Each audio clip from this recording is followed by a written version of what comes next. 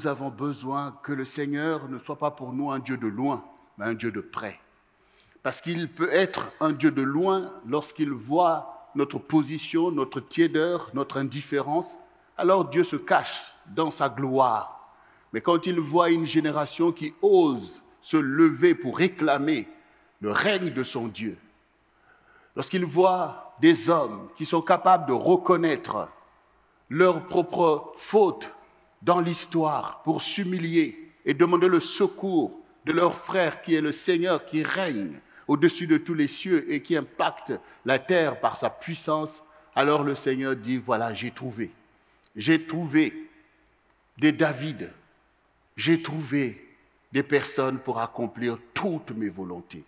Toutes mes volontés. C'est le désir du Seigneur. Et comme nous avons vu cet après-midi, Dieu dit, ton Dieu ordonne que tu sois puissant. C'est à nous que Dieu parle. Et je disais sans pouvoir me tromper que la parole de Dieu s'adresse d'abord à nous, les hommes, à toi qui es l'homme, parce que Dieu a d'abord parlé à Adam. Et de ce fait, nous devons reconnaître effectivement que cette tendance à se soustraire de la parole de Dieu, comme on le voit même dans l'Église, est vraiment une attaque de l'ennemi. C'est une oppression, parce que l'homme doit être au contraire attaché à la parole de son Créateur. Il est le témoin, le premier témoin de l'action de Dieu sur la terre, c'est l'homme. Alors nous ne pouvons pas aujourd'hui nous satisfaire que dans nos maisons, nos sœurs soient les plus zélées à s'engager dans les choses de Dieu, qu'elles soient les plus zélées dans l'Église. Cette position témoigne d'une chute, témoigne véritablement d'une position qui n'est pas à l'avantage de l'homme. Il est temps que oui, que les frères puissent se lever dans l'Église du Seigneur Jésus-Christ, notre Dieu. Oui, bien sûr, la position de l'homme ne peut pas effectivement être tout simplement éclipsée, écartée par le zèle ou la volonté de la femme dans notre société. Parce que notre frère, le Seigneur Jésus lui-même, a établi d'une façon définitive que l'homme doit servir Dieu, aimer Dieu et servir même jusqu'à la mort. C'est le témoignage qu'il a établi. De la même manière que nous voyons que dans la maison de Jacob, Dieu a parlé à ce jeune homme, à Joseph, en lui montrant des visions où, par la volonté de Dieu, sa gerbe s'est retrouvée devant laquelle les autres gerbes de ses frères se sont prosternés. Quand il a vu la lune, les étoiles se prosterner, le soleil, la lune, les étoiles se prosterner devant lui, même ses propres parents ont dit, mais qu'est-ce qui te prend d'aller voir des choses comme ça? Mais c'était la volonté de Dieu qui est capable de te choisir, toi aussi, oui, pour pouvoir marquer véritablement une grande différence.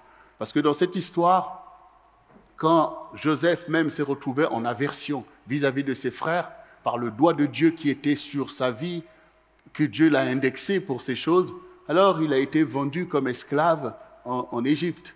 Toi aussi, tu peux te retrouver dans des réalités, dans des conditions, comme Joseph s'est retrouvé dans l'incompréhension, comme il s'est retrouvé loin des siens, comme il s'est retrouvé dans des conditions difficiles. Mais au milieu de ces injustices, il est resté brillant. Il est resté rempli de l'onction de son Seigneur, au point où même tout ce qu'il touchait devenait précieux, devenait de l'or. Même quand la femme de son chef s'est acharnée sur lui et qu'il a fui, il n'a pas commis cette impudicité, il s'est retrouvé néanmoins 12 ans en prison pour quelque chose qu'il n'avait pas fait.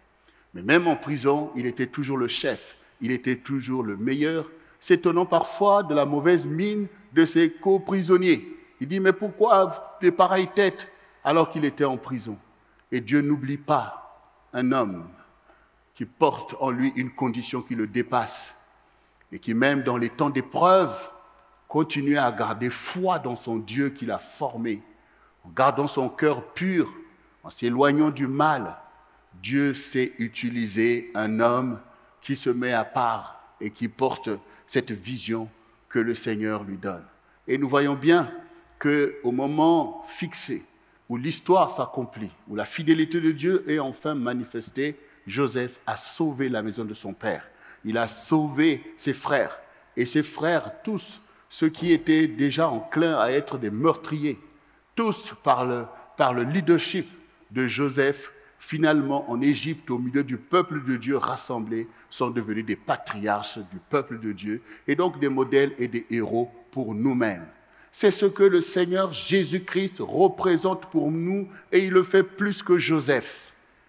Ce Seigneur Jésus-Christ dont nous avons chanté tout à l'heure que la victoire lui appartient est toujours là pour chacun d'entre nous. C'est toujours un recours véritable pour chacun d'entre nous. Donc nous ne pouvons pas rester démunis. Nous ne pouvons pas rester déphasés dans l'histoire de notre temps qui crie vers nous qu'il y a besoin que les héros de Dieu se lèvent. Il est temps de réaliser que nous ne pouvons plus faire l'économie véritablement du soutien de Jésus envers nous pour les choses auxquelles nous sommes appelés frères. La femme même, pour qui le diable veut nous mettre en concurrence avec elle, crie au Seigneur pour voir cet héroïsme des frères se lever dans sa propre maison. La femme crie pour avoir un père pour ses enfants. La femme crie au fond d'elle pour avoir un époux fidèle. Oui, et la société a à nouveau besoin de ceux qui détiennent la lumière du monde et le sel de la terre pour replacer la société, en fait, sur des bons fondements afin que les générations présentes et à venir ne soient pas dupées, ne soient pas entraînées par le diable dans la dérive et de la corruption. Toutes ces choses s'adressent à toi, bien-aimé. Et comme je disais, le temps est urgent. Et je souhaite qu'un jour comme celui-ci, effectivement, soit marqué dans notre calendrier que oui, les hommes se sont rassemblés et ils ont fait quelque chose.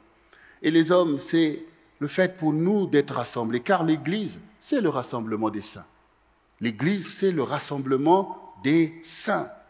Le Seigneur qui dit dans le psaume 89, du verset 20 au verset 25, « J'ai prêté mon secours à un héros. J'ai élevé du milieu du peuple un jeune homme. J'ai trouvé David, mon serviteur, je l'ai oint de mon huile sainte. Ma main le soutiendra et mon bras le fortifiera. L'ennemi ne le surprendra pas, le méchant ne l'opprimera point. J'écraserai devant lui ses adversaires, je frapperai ceux qui le haïssent. Ma fidélité et ma bonté seront avec lui et sa force s'élèvera par mon nom. » Oui, bien-aimé, cette parole s'adresse à toi aujourd'hui. David a fait son temps. Il a marqué l'histoire d'une façon durable comme nous le voyons aujourd'hui. Mais le Seigneur a besoin de toi, que tu comprennes que Dieu est celui qui forme en toi le héros que tu dois être. Et ce héros, tu l'es par le fait d'accepter, d'embrasser la volonté de Dieu à ton égard. J'ai trouvé David, c'est une parole que le Seigneur dit aussi dans un autre passage. J'ai trouvé David, l'homme selon mon cœur, qui accomplira toutes mes volontés. Et je m'insiste sur le fait de toutes mes volontés. C'est ce qu'il faut retenir. Dieu est le Dieu de la perfection. Parfois, nous embrassons une partie de la volonté de Dieu et une autre partie, nous délaissons. Dieu veut un homme qui accomplit toutes ses volontés. Ça veut dire que quand nous lisons la parole, nous la comprenons dans le sens où voici ce que je dois pratiquer. Voici ce que Dieu veut me voir pratiquer. Voici ce que Dieu veut me voir pratiquer. Qu'est-ce que Dieu veut que je pratique à l'égard de la femme qu'il a mis à mes côtés? Qu'est-ce que Dieu veut que je pratique à l'égard des enfants qu'il a mis dans ma maison? Qu'est-ce que Dieu veut que je pratique à l'égard de l'Église? Qu'est-ce que Dieu veut que je pratique à l'égard de ma génération? Voici l'élan pour accomplir toutes les volontés du Seigneur. Et nous avons encore notre frère Samuel, de qui il est dit qu'il ne laissait tomber aucune parole de l'Éternel. Dieu veut que sa parole soit accomplie. Et c'est pour ça que j'engage tout homme à reconnaître que la parole de Dieu s'adresse prioritairement à moi. Prioritairement à moi. Oui, parce qu'il faut accomplir toutes les volontés de Dieu. Et je l'explique et je le dis souvent ici, que la puissance de Satan, c'est de mélanger le bien et le mal. Donc on fait un peu la volonté de Dieu et beaucoup la volonté de Satan. Donc cela doit cesser, car le Seigneur dit, si tu sépares ce qui est vil de ce qui est précieux, tu seras comme ma bouche. Tu seras le représentant de Dieu. Tu seras celui qui ordonne la bénédiction. Tu seras celui qui ordonne la destruction des œuvres du diable parce que tu as séparé tu as séparé. Dieu parle et sa parole fait autorité. Et ses serviteurs doivent se soumettre à accomplir cette parole, car c'est elle qui a accompli l'histoire. Nous ne voulons pas la victoire des impies. Nous ne voulons pas la victoire de ceux qui fomentent des idéologies du diable pour vouloir égarer toute une génération. Nous voulons au contraire que l'évangile de Jésus-Christ, celui qui a donné sa vie pour l'humanité, puisse servir de levier pour le salut de notre génération. Et pour cela, il faut à Jésus des disciples engagés comme le furent les premiers. Pierre, Jean, Jacques et les autres sont des personnes qui ont entendu cette parole, les paroles de la vie éternelle. Mais ils ont vu la souffrance du Seigneur. Ils ont vu tout le mépris dont il a été victime. Ils l'ont vu sur ce bois cloué. Ils l'ont vu qu'il est mort, mis au tombeau. Et quelle était leur grande surprise de le voir là au milieu d'eux, dispensant la même parole et leur donnant la mission d'aller et de faire de toutes les nations des disciples. Et tous les religieux qui s'étaient acharnés contre lui dans leur aveuglement ont voulu les faire taire pour dire, bon, ok, on vous laisse guérir les malades, faire ceci, mais ne prêchez pas en ce nom-là. Parce que ce nom-là, c'est le nom qui leur pose problème. C'est le nom qui pose problème à Satan. Oui, c'est le nom de Jésus. Satan ne craint pas les noms des prophètes ou de je ne sais pas quoi, mais il craint le nom de Jésus parce qu'il est le Seigneur du ciel et de la terre. Lui seul a le pouvoir de sauver les âmes. Lui seul. Aucun prophète ne peut sauver une âme.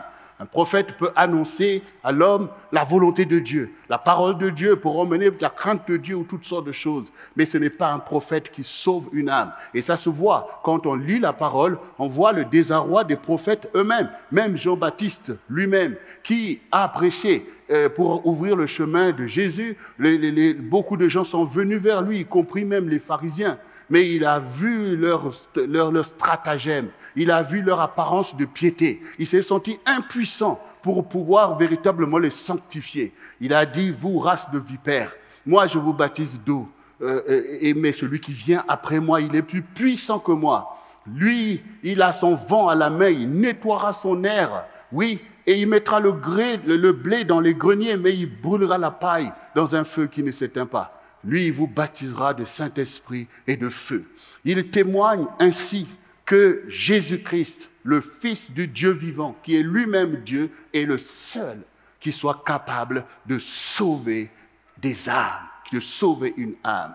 Et c'est ce que le Seigneur lui-même atteste quand il dit « Nul ne vient au Père que par moi ». Alors, bien-aimés, nous avons la grâce et l'avantage d'être les disciples du Seigneur. Et nous avons reçu de lui le sceau du Saint-Esprit, l'Esprit de vérité, qui fait de nous des témoins véridiques pour notre génération.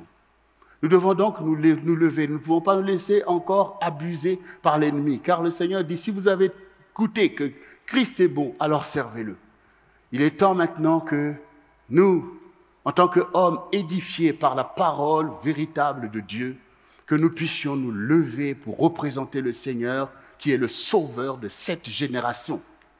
Il est le sauveur de cette génération. Un homme édifié est forcément celui qui comprend qu'en obéissant à Dieu, il se saisit de la bénédiction de Dieu. Un homme édifié est celui qui comprend qu'en obéissant au Seigneur Jésus-Christ, il s'acquiert la faveur du Seigneur. Et cette faveur est nécessaire à ton leadership. Cette faveur est nécessaire à la bénédiction de ta maison de génération en génération. Cette faveur, nous en avons besoin, car nous voyons bien l'imposture de l'ennemi qui a atteint des niveaux. Nous voyons bien le tumulte des impies. Nous voyons bien le déploiement de la fausse prophétie. Nous voyons bien toutes ces choses qui gangrènent notre génération. Et nous voyons aussi la destruction que l'ennemi veut emmener. Nous nous retrouvons dans un climat mitigé. C'est ce que je vous ai dit.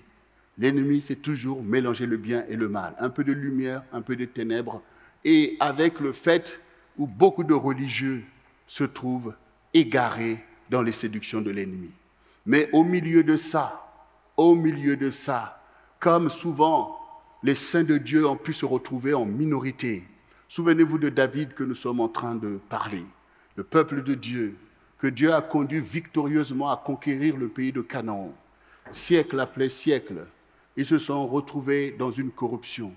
Et ils ont réclamé des rois là où Dieu leur avait placé des juges pour pouvoir les conduire dans la justice de Dieu, Dieu étant leur roi. Ils ont dit, nous voulons aussi un roi comme les autres nations. Alors Dieu leur a donné pour roi Saül. Et Saül lui-même s'est rendu coupable de désobéissance au Seigneur. Et le peuple de Dieu s'est retrouvé à genoux devant un incirconcis Goliath qui s'est levé pour insulter le Seigneur. Et David, un jeune homme, un adolescent attentif au Seigneur, ayant livré son cœur à aimer l'Éternel, son Dieu, de tout son cœur, de toute son âme, de toute sa pensée et de toute sa force, a été choisi par Dieu pour relever la victoire du peuple de Dieu. C'est pour nous faire comprendre, à nous tous qui sommes ici, que ce n'est pas autant, des années qu'on aurait fait dans des dénominations ou toutes sortes de religiosités. Ça a à voir avec la légitimité d'un cœur pur et sincère envers le Seigneur, qui est toujours à la recherche d'un homme, d'une femme, par lequel il va se révéler pour secourir son peuple. Dieu donc a secouru son peuple au travers de cet adolescent. Qu'est-ce qu'il ne peut pas faire avec toi aujourd'hui?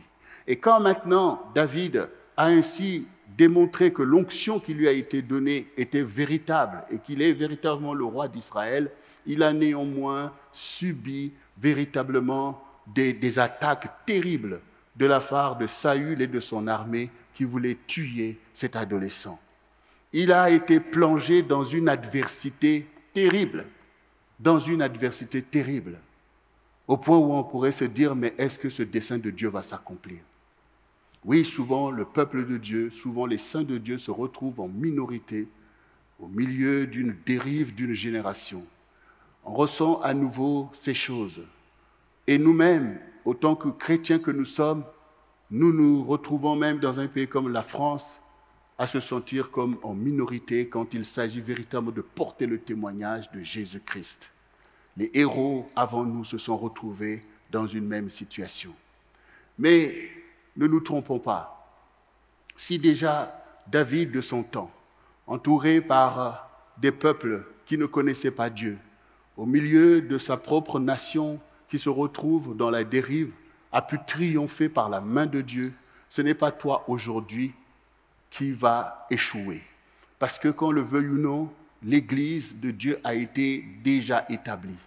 Et même si nous ne pouvons pas dire que notre temps est flamboyant en termes de réveil, mais nous savons que la fondation de l'Église a été posée dans nos nations et Dieu nous dit tout simplement que nous rebâtirons sur d'anciennes ruines, nous relèverons d'antiques décombres, nous rebâtirons les villes dévastées, ravagées depuis longtemps. Donc, l'Église, elle est là, les fondations sont là. Et beaucoup de personnes ont déjà reçu cette semence. Oui, c'est vrai que beaucoup se cachent parce qu'ils ne voient pas la bannière, ne voient pas la gloire de Dieu. Mais la mission que Dieu nous donne de relever la société n'est pas quelque chose que Dieu n'a pas préparé. Prenons conscience que nous devons nous lever et nous verrons le peuple de Dieu surgir. Et je me rappelle dans beaucoup de programmes que nous avons pu faire où la gloire de Dieu a éclaté au travers des louanges que nous avons élevées dans la ville de Paris. Je me rappelle de cet homme qui était le responsable de l'équipe de sécurité que nous avions pris pour cet événement. À la fin, quand il a vu tout ce qui s'est passé, alors, à la fin, bien sûr, il faut qu'il reçoive son chèque. Mais il a tenu quand même à me dire, Monsieur Goma, nous aussi, nous sommes chrétiens. Ce qui veut dire que dans ce pays, il y a un peuple pour Dieu. Il y a des gens qui sont préparés, comme le Seigneur a dit lui-même à son serviteur Élie, que je me suis réservé un reste, qui n'a pas fléchi le genou devant Baal.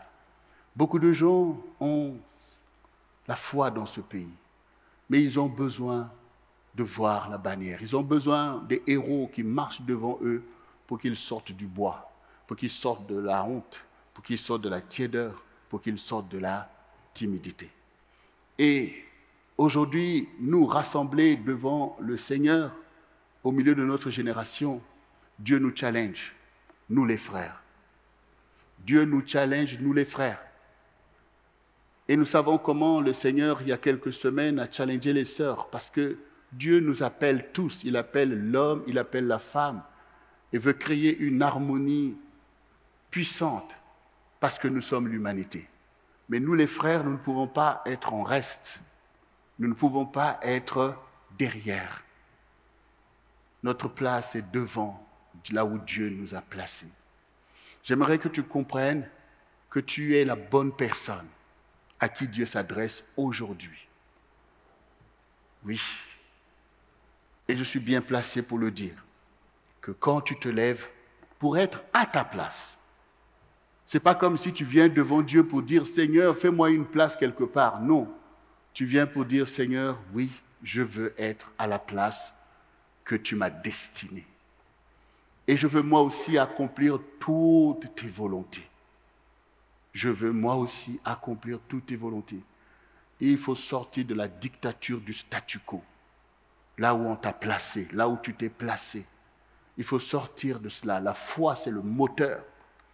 Ce n'est pas, là, ça ne se passe pas là dans l'intellect. Ce n'est pas l'intellect, c'est la foi que Dieu a mis dans ton cœur pour que tu connaisses que Dieu a préparé des prodiges, des merveilles pour toi. Et comme il a dit ici, oui, il doit te trouver comme il a trouvé David, et sa main te soutiendra. Son bras te fortifiera et l'ennemi ne te surprendra pas. Il ne faut plus te laisser surprendre par ton ennemi.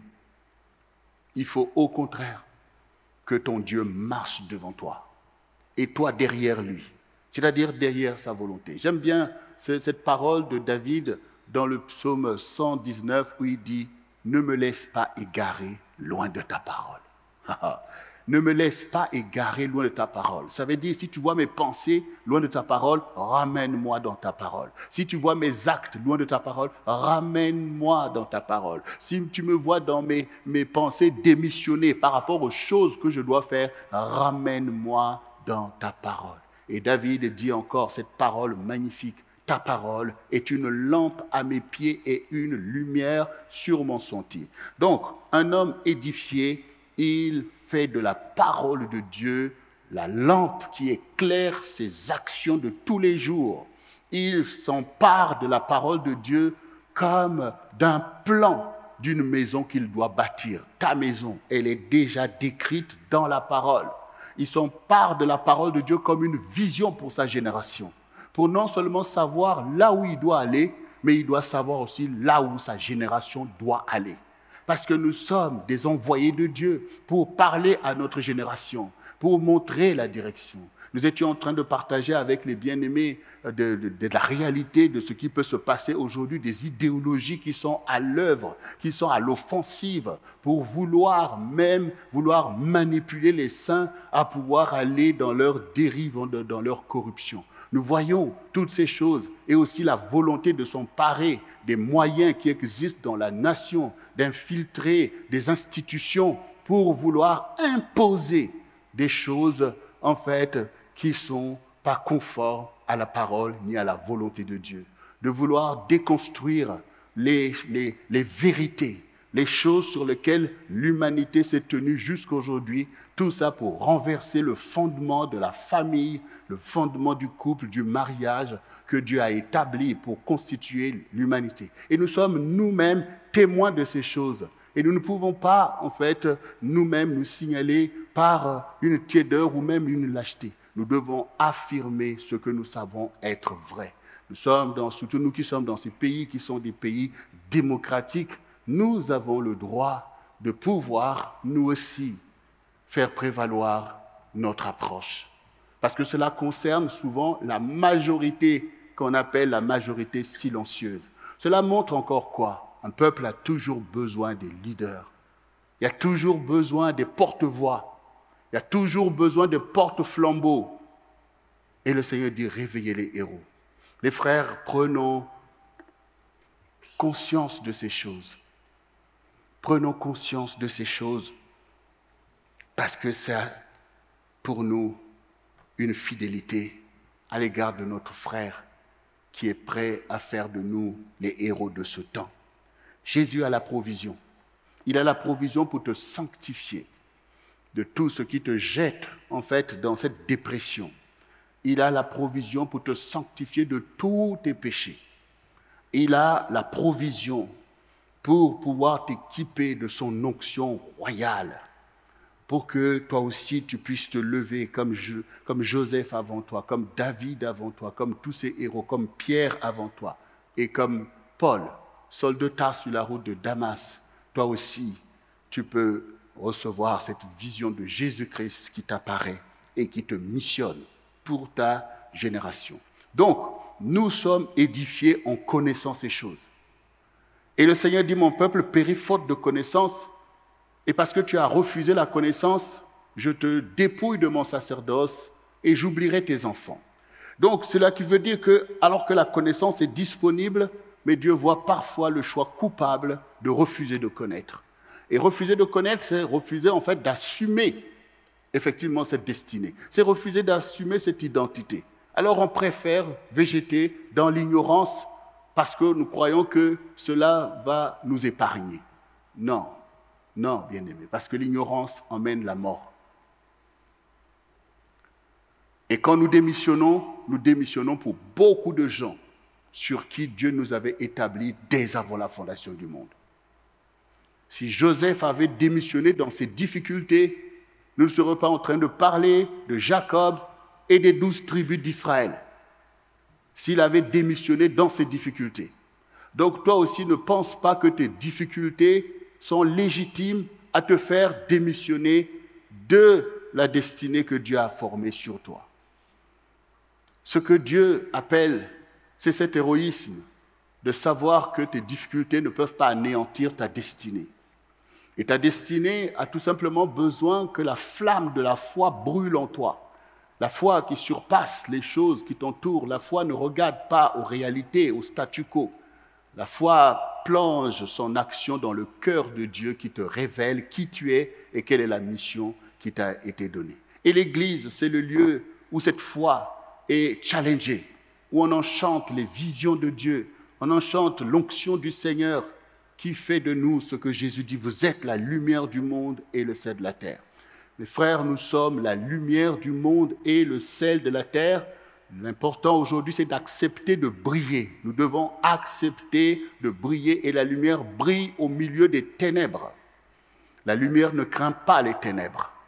Ce sont les ténèbres qui craignent la lumière.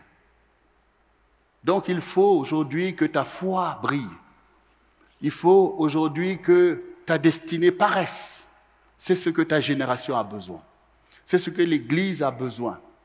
C'est ce que ta maison a besoin. C'est ce que la femme a besoin. C'est ce que les enfants ont besoin. Et même, comme nous le voyons avec Joseph et avec Daniel, même les rois de ce monde ont besoin de ta lumière. Car il est dit, lève-toi. Ta lumière arrive. Sur toi, l'Éternel se lève. Les nations marcheront à ta lumière et les rois à la clarté de tes rayons. Si tu ne brilles pas, si tu n'envoies pas des rayons, personne ne verra ce que Dieu a mis en toi pour ta génération. Donc il faut que tu brilles. Et ça nous montre que l'homme édifié a des challenges. Les challenges de l'homme édifié. C'est-à-dire qu'il reçoit une vision de son Dieu. Il reçoit des mandats qui le dépassent. Des mandats qui sont des mandats générationnels. Et donc, qui d'autre qu'un homme édifié a besoin d'aide? Un homme édifié a besoin d'aide. Parce que quand tu acceptes ta destinée, là tu réalises que ce n'est pas peu de choses. Tu réalises que tu as besoin de force. Tu réalises que tu as besoin de ressources. Tu as besoin de toutes ces choses, comme nous avons entendu avec nos bien-aimés, le pasteur Oscar Ewolo qui parlait des ressources que l'homme doit avoir pour accomplir les missions de Dieu. Et ces ressources, ils jailliront du milieu de toi, parce que Dieu a préparé ces choses. Mais Dieu t'a surtout dit aussi, il n'est pas bon que l'homme soit seul. C'est ce que le Seigneur dit dans Genèse 2, versets 18 à 20. L'Éternel Dieu dit, il n'est pas bon que l'homme soit seul, je lui ferai une aide semblable à lui. L'Éternel Dieu forma de la terre tous les animaux des champs et tous les oiseaux du ciel, et il les fit venir vers l'homme pour voir comment il les appellerait, et afin que tout être vivant portât le nom que lui donnerait l'homme. Et l'homme donna ces noms à tout le bétail, aux oiseaux du ciel et à tous les animaux des champs. Mais pour l'homme, il ne trouva point d'aide semblable à lui. Et nous savons que le Seigneur donc fit tomber l'homme dans un profond sommeil, et en prit sa côte, il forma la femme et emmena vers l'homme. Et l'homme s'écria, voici cette fois, celle qui est os de mes os, chair de ma chair, on l'appellera femme parce qu'elle a été tirée de l'homme. Donc, le Seigneur qui a pris ta côte a formé une aide plus importante pour toi, un vis-à-vis qui est là, ton semblable, pour communier avec toi et pour t'apporter les ressources nécessaires pour accomplir toutes les volontés de Dieu. Et donc nous comprenons que pour nous, les guerres du diable, ça ne nous concerne pas. Ça ne nous concerne pas la guerre entre l'homme et la femme, parce que ça, c'est un piège pour l'homme lui-même. Parce que dans cette guerre, c'est l'homme qui est dépouillé. C'est l'homme qui est dépouillé de son aide le plus précieux. Voilà. Dieu ne parle pas en vain. Donc, c'est ce combat-là, ça ne nous intéresse pas. Nous, au contraire, nous réalisons que oui, Dieu nous a donné la capacité d'aimer la femme et nous voulons former avec elle une équipe victorieuse. Et pour cela, il est temps de sortir du piège du diable qui a apporté, soi-disant, la libération sexuelle pour détourner les valeurs, enlever le mariage et emmener le commerce sexuel. Tout ça pour dépouiller l'homme. Pour dépouiller l'homme. Pour dépouiller l'homme. Pour te dépouiller de ta force.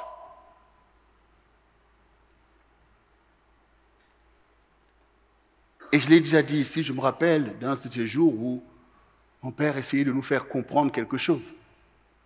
Parce que de leur temps aussi, malgré toute la grâce, la bénédiction que le Seigneur leur avait donnée, mais ça y est allé. Voilà, des demi-sœurs par-ci, telle chose. Mais après, ils prenaient conscience que, oui, les enfants, tous ces enfants que Dieu lui a donnés, risquaient aussi de s'embarquer dans ce genre de choses. Et ce n'était pas toujours facile, vu son propre histoire, de pouvoir bien parler de ces choses. Mais essayer de nous dire, vous savez, les enfants, quand vous êtes là avec une femme, quand vous êtes là en train de déverser, c'est votre force qui s'en va là-dedans. Bon, c'était au début de quoi papa parle.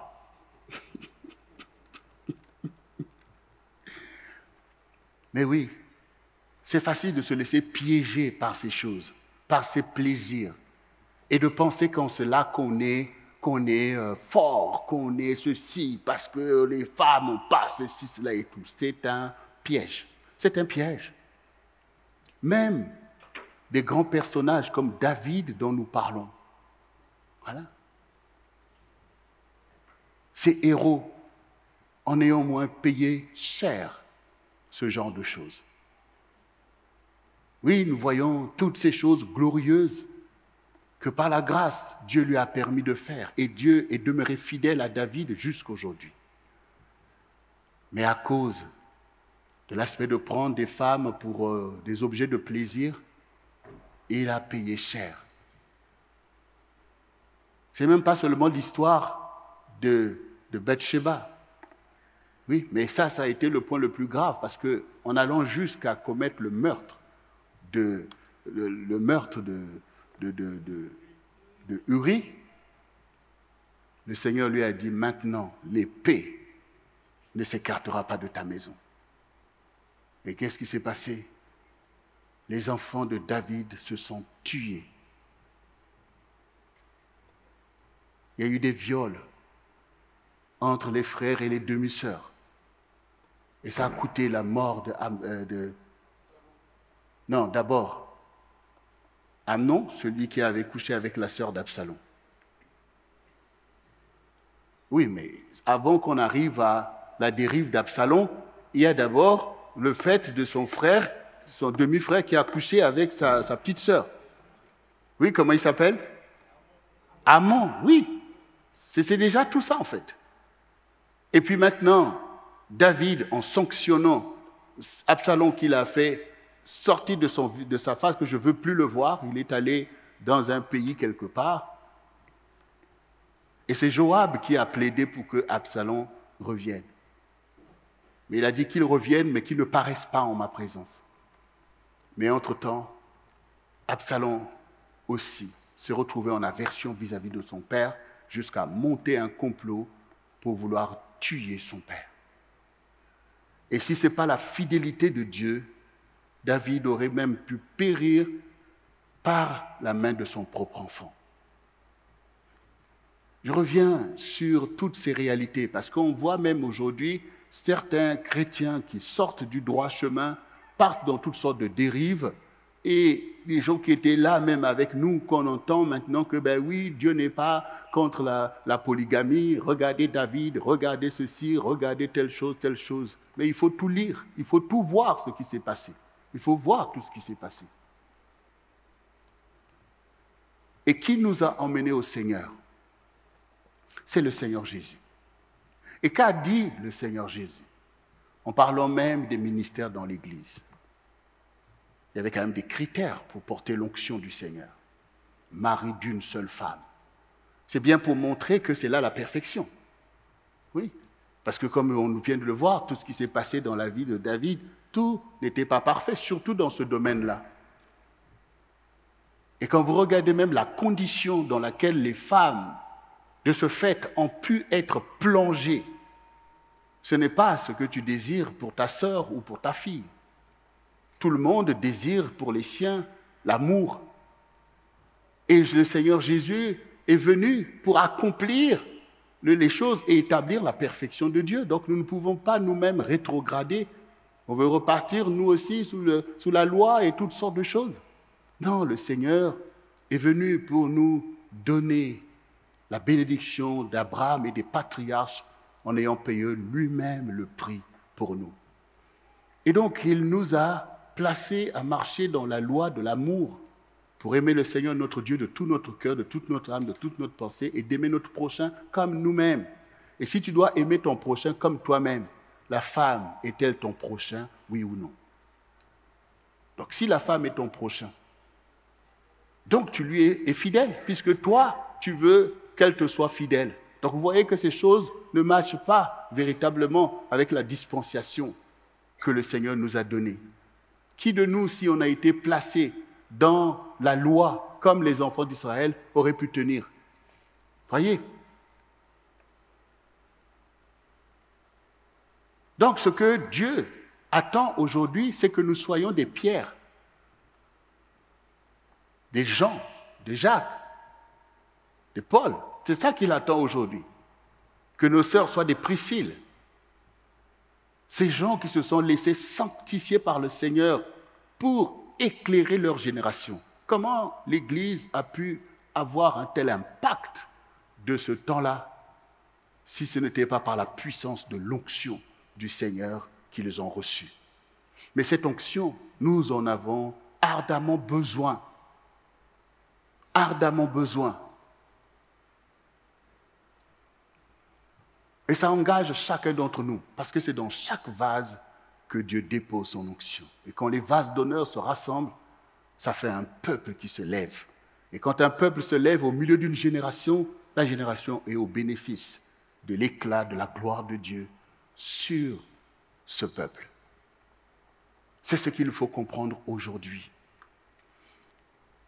Le Seigneur, comme nous l'avons chanté, nous montre que la victoire ne dépend pas ni de celui qui court, ni de celui qui fait. Non, la victoire dépend du Seigneur qui a orchestré ses vocations sur nous. La victoire lui appartient. Il te suffit tout simplement de te tourner vers ton Seigneur, vers ton Dieu, vers ton Maître, vers ton ami. On se tourne vers un ami. Et le Seigneur nous a livré tout cet amour Quand il dit « Je ne vous appelle plus serviteurs, je vous appelle mes amis ». C'est à nous qu'il parle, nous les disciples, de génération en génération. Donc aujourd'hui, notre challenge, c'est de se tourner vers le Seigneur comme des amis et de prier, de faire la paix. Parce que pour porter ce challenge de Christ, nous avons besoin de l'aide. D'abord, l'aide de la femme. Que la femme que Dieu a formée pour ton bien et pour ta gloire, c'est ça qui est dit. La femme est la gloire de l'homme. Ça veut dire sans la femme, l'homme n'a point de gloire. Et déjà, comment tu vas assurer même la gloire de ton Dieu? Donc, la femme est ta gloire, mais qui veut vilipender sa gloire? Qui veut écraser sa gloire? La gloire, ce n'est pas fait pour être écrasé, c'est pour être élevé. La gloire, c'est comme une lumière. C'est quelque chose d'important. Comme disait tout à l'heure le pasteur Joël Thibault, que quand on parle de la gloire, on parle de quelque chose de lourd, de quelque chose d'important. Donc, donner gloire à Dieu veut dire donner à Dieu la place importante. La place importante. Et si maintenant le Seigneur te dit que, oui, l'homme est la gloire de Dieu, ça veut dire que tu donnes cette importance effectivement à Dieu pour que Dieu prenne toute la place. Et Dieu qui t'a formé, la femme, lui aussi dépose une gloire dans ta vie. La femme qui est déposée à tes côtés dans ta vie, c'est une gloire que Dieu a placée. C'est comme ça que tu dois voir la femme. C'est une gloire de ta vie. Elle te représente. Quand on la voit, c'est toi que l'on voit. Donc on ne peut pas laisser l'ennemi venir détourner nos pensées pour venir, en fait, salir les choses, nous empêcher de marcher dans cette gloire. Tout cela s'appelle l'obéissance à la parole de Dieu. Tout cela s'appelle la clairvoyance. C'est ça, bien-aimé. C'est ça l'homme édifié. Et bien entendu, beaucoup de sœurs sont disposées par le Seigneur pour t'aider, pour prier, pour avoir une vie spirituelle avec toi. Car très souvent, quand on voit même une famille chrétienne, on voit bien que la femme est enclin à marcher dans la voie de Dieu par la prière, et beaucoup d'hommes sont là à service minimum si ce n'est pas tout simplement être réfractaire au Seigneur. Tout cela, ça pose problème et ça a considérablement affaibli l'Église du Seigneur. Mais si nous prions, si nous nous levons, si nous nous donnons un exemple les uns envers les autres, beaucoup d'hommes reviendraient à leur place. Il faut à nouveau le toucher de l'onction. Il faut que l'homme soit sorti de ce sommeil. Ce n'est plus le sommeil où Dieu avait fait dormir Adam pour prendre la côte. Ça, c'est l'assoupissement que l'ennemi vient souffler sur toi, te gonfler d'orgueil, et te faire croire que tu n'as pas besoin de Dieu ou tu n'as même pas besoin de l'Église, tu n'as pas besoin des conducteurs, tu n'as pas besoin de ceci et surtout pas besoin de la femme et tout. Remettons à Satan ses affaires. Nous sommes des petits Christ. Comme Jésus lui-même s'est abaissé plus bas que terre pour pouvoir obéir à son Père et nous servir de bénédiction. Nous aussi, nous nous humilions pour glorifier le Seigneur et servir de bénédiction à d'autres. C'est ainsi un leader. Un leader, c'est celui qui fait un contrat de confiance avec des personnes sur qui il est établi pour les faire partir d'un point à un autre, d'un point de détresse vers un point de bénédiction, un point de malheur vers un point de bonheur. Et c'est là ce que Dieu a challengé Moïse pour dire « J'ai entendu les cris de mon peuple et je suis descendu pour le délivrer. C'est pourquoi je t'envoie en Égypte pour faire sortir mon peuple de l'Égypte et l'emmener dans le désert. » Mais comment cela est possible? Pour quelqu'un qui a fui lui-même devant Pharaon et même les enfants d'Israël, quand je vais leur dire que Dieu m'a envoyé, ils vont me dire « Mais comment il s'appelle ?» Ils ne vont pas croire. Il dit, je ne suis-je pas avec toi? Et Dieu lui a montré que je suis avec toi. Et Dieu donc lui a donné une provision. Ça veut dire que quand vous recevez une vision que Dieu est en train de vous donner pour votre famille ou pour l'Église, Ne commencez pas maintenant à se dire non, ce n'est pas possible. Évaluez vos propres moyens. Non. Comme Dieu a montré à Moïse, jette ton bâton qui devient un serpent. Montre ta main, ça devient une main lépreuse. Retire, la main est guérie. Il y a la provision de l'onction du Seigneur. Et donc, il faut faire face au challenge. Venir devant ce peuple que tu ne connais pas et leur parler de la part de leur Dieu. Leur dire du bien, leur dire des bénédictions pour susciter chez eux aussi la foi et le désir d'accomplir les promesses qui sont restées comme lettres mortes. Et en agissant ainsi avec la foi que Dieu t'a donnée, en faisant confiance au Seigneur, Dieu donnera des signes. Il manifestera des choses qui vont se dire « Ah, pour de bon, Dieu est avec lui. » Sinon, comment cette chose se serait faite? Et ainsi, les gens sont prêts à te suivre dans le désert, dans le chemin que Dieu a montré. Les gens sont prêts à prendre des risques. Ta maison, ta propre maison, sera encore prête. Ta femme, avec qui tu parles à peine, sera à nouveau prête à te dire « Oui, chérie, qu'est-ce que tu as dit la dernière fois? Ah bon, tu penses, tu crois qu'on peut le faire? Telle chose, telle chose. » Oui, parce que toi-même, tu t'es levé et avec l'aide de ton Dieu. Parce que c'est Dieu qui tourne les cœurs aussi en ta faveur. Mais pour que Dieu le fasse, il doit d'abord voir que tu as réglé d'abord ta propre connexion avec le Seigneur. Dieu doit s'assurer que c'est lui qui va conduire au travers de toi. Et ça a à voir avec, c'est pas du genre, bon, je lui ai parlé, elle n'a pas réagi. Oui, mais déjà, les mésententes sont là depuis longtemps. Donc, ce n'est pas en parlant une fois que tu vas démontrer que là, c'est sérieux. Ça a à voir avec une détermination où elle doit voir que tu as changé. Elle doit se dire, pour de bon, Dieu lui a parlé. Il faut qu'elle le voie, que pour de bon, Dieu lui a parlé. Que ce qu'il dit là, ce n'est pas une émotion, mais c'est là établi. Parce qu'au quotidien, tu tiens le Seigneur, que je ne te lâche pas. Au bout d'un moment, cette gloire va apparaître. Elle va finir, elle aussi, par incliner son cœur. Et enfin, le couple est à nouveau là pour accomplir les grandes choses pour lesquelles Dieu vous a joint. Dieu ne peut pas avoir joint un couple pour rien. Dieu ne peut pas avoir joint un couple pour des disputes. Dieu ne peut pas avoir joint un couple pour l'échec, pour les divorces et pour toutes ces choses qui sont l'œuvre du diable. Dieu joint un couple parce qu'il leur a donné une bénédiction, un potentiel fondamental dès avant la fondation du monde. Et Satan travaille à empêcher cette combinaison. Satan travaille à empêcher les combinaisons divines.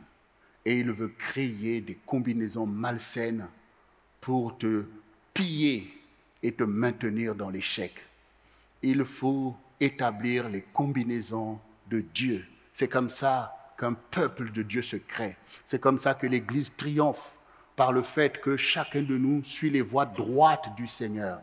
Et comme je disais cet après-midi, obéir à toutes les volontés de Dieu veut dire maintenant nous savons que dans la trajectoire d'un homme, nous savons que Dieu veut que les enfants puissent apprendre à obéir à leurs parents et à honorer leurs parents.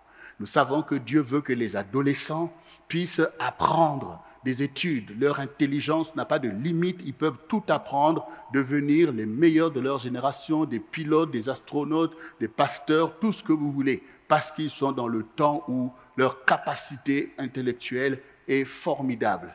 Dieu veut que le jeune homme puisse prendre une position par rapport à son travail, par rapport à ses vocations, par rapport à son ministère. Et c'est à cette phase que le jeune homme doit s'attacher à la femme de sa vie pour pouvoir rentrer dans la vie et marquer l'histoire, prendre l'avantage du temps, parce que Dieu aussi est le Dieu des familles et que c'est comme ça que Dieu opère. Nous savons ces choses.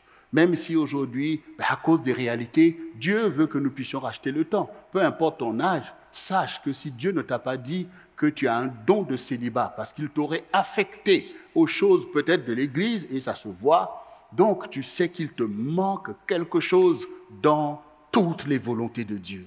Il te manque quelque chose. Et ces choses qui nous manquent sont aussi des choses qui créent du désordre quelque part. Parce que si les combinaisons de Dieu ne se font pas, et c'est à l'avantage de l'ennemi en fait. Car le Seigneur dit, car je connais les projets que j'ai formés sur vous. Projet de paix et non de malheur, afin de vous donner un avenir de l'espérance. Et si nous témoignons nous-mêmes nos malheurs, que ça ne va pas, ça ne va pas, donc nous témoignons du même coup que nous ne rentrons pas dans les combinaisons victorieuses de notre Dieu. C'est ça toutes les volontés du Seigneur. C'est ça trouver de l'aide. Parce qu'un homme édifié, il a des mandats, il a des missions et il a besoin d'aide.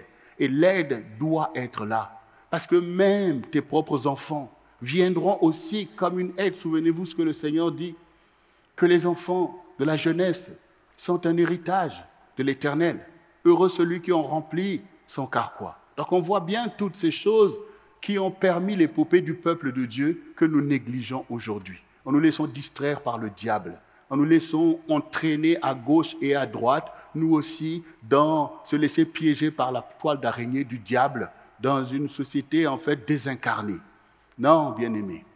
Et comme disait pasteur Daniel, nous ne sommes pas là pour pouvoir obéir aux sirènes de la déconstruction de notre identité et de notre leadership. Le Seigneur dit, réveillez les héros. Réveille-toi du milieu des morts, toi qui dors. C'est ce que le Seigneur dit. Prends conscience du projet de Dieu sur ta vie, car je connais les projets que j'ai formés sur vous. Projets de paix et non de malheur pour vous donner un avenir de l'espérance. Ce projet ne dépend pas du statu quo. Ce projet ne dépend pas des réalités qui t'entourent. Il dépend de ta volonté de croire et d'obéir à Dieu. C'est peu que Dieu puisse te déterminer la femme de ta vie. Et nous savons nous-mêmes que ces choses, ce n'est pas ça qui nous demande, je ne sais pas, des millions ou toutes ces choses. Donc ne nous laissons pas dépouiller, ne soyons pas démunis. Ce n'est pas le plan de Dieu. Dieu ne nous a pas fait ni laissé démunis. Ce sont nos mentalités, nos pensées. Et le Seigneur dit, ne vous conformez pas au siècle présent. Ne vous conformez pas au siècle présent. Quand nous regardons même dans l'Église, une famille, un couple, une famille qui va avoir 5 enfants, ou famille nombreuse. Famille nombreuse par rapport à quoi? Par rapport à quoi en fait? Voyez? Par rapport à quoi? Par rapport à ce siècle. Par rapport à quoi? Voyez? Et si, par la grâce de Dieu, les bien-aimés ont eu des enfants que Dieu leur donne, c'est bien Dieu qui donne les enfants. C'est bien lui qui tisse un enfant dans le sein de sa mère. Pourquoi même au milieu de l'Église, ces bien-aimés doivent se sentir mal à l'aise? Voyez, nous sommes loin de la vérité, loin de la pensée de Dieu. Il y a des valeurs plus importantes. Et Dieu sera toujours là pour l'humanité. Dieu sera toujours là. Parce que ceux qui font ces théories, soi-disant, même en Afrique, ah oui, il y a trop de gens, il faut appliquer des plannings, je ne sais pas, pour contrôler les nativités, sinon dans tant de temps, il y aura trop de personnes. Mais tout ça, on sait que ce n'est pas la vérité. Ce n'est pas la vérité. Quand on regarde à la dimension des ressources du continent africain et de l'état même des pays, on sait que l'adéquation entre les ressources et la population est toujours en défaveur de la population.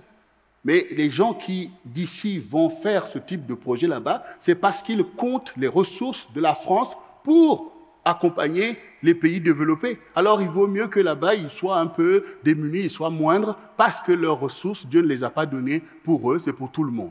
Voyez, tout ça, et puis on se laisse entraîner dans les choses, parce qu'on veut mettre en avant les réalités économiques, on veut mettre en avant les richesses et tout. Pour Dieu, la richesse la plus importante sur la terre restera toujours les âmes qu'il a formées et qu'il détermine de venir sur cette terre au temps marqué.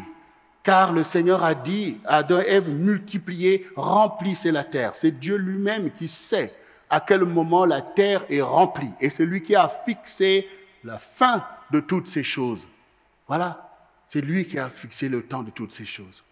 Mais au milieu de ça, si nous, les enfants de Dieu, si nous ne faisons pas le poids dans la balance, on sera toujours manipulé par des impies, champions, de pouvoir orchestrer les pensées du diable, toujours au détriment des âmes, fomenter des guerres pour pouvoir atteindre des objectifs inavoués, dépenser toutes les ressources dans la course aux armements, des armements toujours plus terribles. Oui, tout cela. Et puis faire du chantage, tout simplement l'existence paisible des gens que Dieu a formés pour sa propre gloire. Et nous, pendant ce temps, on est en train de dormir et de sommeiller. Non, bien-aimés. Non, bien-aimés. Nous sommes là pour accomplir toutes les volontés du Seigneur. Et de ce fait, dans l'Église, les frères doivent marcher à la tête. Et souvent nous entendons aussi dans l'Église, « Oh, la femme ne doit pas faire ceci, la femme ne doit pas faire ceci, la femme ne doit pas faire ceci. » Mais ce n'est pas les femmes qui vous empêchent de faire ces choses que vous dites. Il n'y a aucune femme qui t'a empêché de prêcher. Aucune femme ne t'a empêché d'aller enseigner.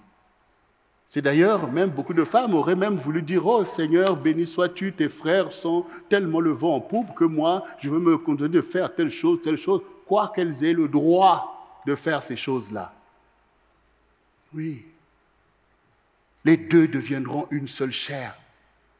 Si le Seigneur, ton Dieu, t'a émancipé, toi qui tu n'avais même pas de Dieu, et Jésus a trouvé bon de te donner l'héritage des enfants d'Israël. Et toi, avec la femme que Dieu a formée pour toi, tu veux la maintenir dans des conditions subalternes? Quelle clairvoyance! C'est quoi? C'est un privilège alors? Mais si c'est tellement un privilège que tous les hommes se lèvent et servent Dieu, les femmes vont se dire, ok, ben les choses avancent, elles ne sont pas forcément en train de nous mener la vie dure ou de nous empêcher de servir Dieu. Bien-aimés, il faut qu'on se réveille pour l'œuvre de notre Seigneur, notre bon Seigneur, qui a fait pour nous des prodiges.